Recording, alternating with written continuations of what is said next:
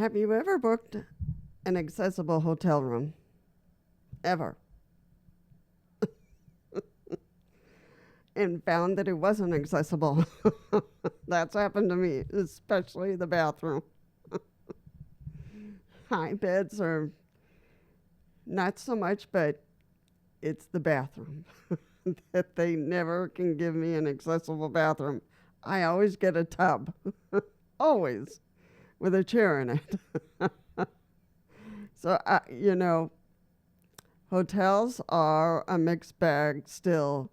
The ADA is just kind of catching up to hotels and giving them some courses on what is really accessible, especially for wheelchair users. Not so much for the deaf or the hard of hearing, but, or other people, but for wheelchair users, it's kind of far in between where we can find a truly accessible room with a bed that's a little bit lower, with a bathroom with a roll-in shower, with elevators, with ramps that are decent, that's not going to kill our wheelchair or ourselves. so, today I'm going to break it down of what to look for, before you book anything. We can't rely on what's online because what's online is not the reality when you get there. So you really have to be honing into those questions, so your next stay is stress-free and actually accessible. So let's take a look at this. Hello, everyone. My name is Lisa, and this is World Wheelchair Warriors, and I want to welcome you. If you're coming back or if you are brand new, I'm glad you found us. I'm glad you're here. And so let's get on to the rest of the video about hotels. Why not? All right. So first, don't trust the word accessible. Don't trust the word accessible. Call the hotel directly and ask specific questions. Is there an elevator? Are there ramps at all entrances? Or which entrance has a ramp? Not just the main one. How wide are the doorways? At least 32 inches is ideal, 32 inches. These might sound like small details, but it is a make or break for you and for me.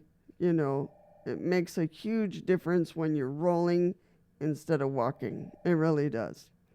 And some people don't get that. Oh, yeah, accessible. Oh, yeah, sure. No problem. Don't worry about it. Click. No. They really have to ask the specific questions. So you really have to ask those questions, and they have to have an answer. And if they don't, they need to go to their supervisor and ask, if they don't know. Bathrooms are the biggest deal breaker, as I said in the beginning. Ask for roll-in showers. And ask them if they know what that is. Grab bars near the toilet and handheld shower heads, all that kind of stuff. Oh, and here's a tip. Ask if the shower has a lip or ledge. Some roll-ins still have one, which can make it impossible to get in. So, it's bigger than 1 inch, and it is a struggle to get in. I've seen hotels label a tub, a grab bar as accessible. Oh, yeah. Give me a break. Yeah, not the same thing. Not the same thing. Excuse me. I always get tubs, always. And for me and for anyone who is paraplegic or even more, that is just darn dangerous. All right, let's talk about the bedroom. Let's get out of the bathroom. Make sure the bed height works for your transfers. Some hotel beds are way too high. They want them high, they want them fluffy, you know, especially the newer ones. So, high and fluffy doesn't work for us because it's very difficult for us to get in the bed and to get out of the bed. So ask if there's a space underneath for a portable lift if you use one. I don't yet, but also check the flooring. Carpet can make rolling tough, especially in older hotels. Older hotels are going to have carpet no matter how you slice it. No matter how you slice it. So, common areas to check. Look beyond the room, outside of the room. Ask if the restaurant, pool, or gym is accessible. Is it in the hotel? Is it outside of the hotel? Sometimes they'll say yes, but forget that the path to the pool has stairs. Of course it's accessible. Hello. Also ask if there's accessible parking. Is it close to the entrance or in Timbuktu? Are the doors automatic or manual? So, it's just those details that are going to really help you decide. And here's some bonus tips. Ask for photos of the actual room, and that is so helpful.